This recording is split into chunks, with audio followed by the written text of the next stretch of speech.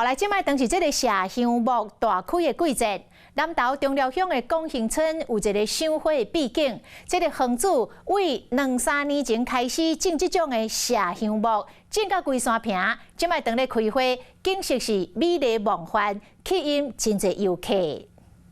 规山坪的麝香木开到正暗，迷人的花海成真侪游客来。先进，很值得吧？很值得，推荐大家来这边赏花。沿步道行过，会当闻到麝香木的香味，这嘛是翕相打卡好所在。这个遮就伫咧中寮乡广兴村，进前透过网络顶的宣传，即马逐工拢真侪人来赏花。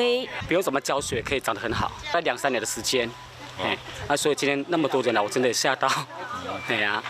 欢迎大家来赏花。这边麝香木的主人是伫咧做头毛的，真爱种花草。本来想要种薰衣草，也毋过种袂起来，所以就来改种麝香木。经过2-3年时间，或者真做花海，希望民众来遮赏花，爱好好维护这个遮的环境。有事没事赶紧转开华视，还没有订阅华视的 YouTube 频道吗？赶紧按赞、订阅、开启小铃铛，我们华视 YouTube 见。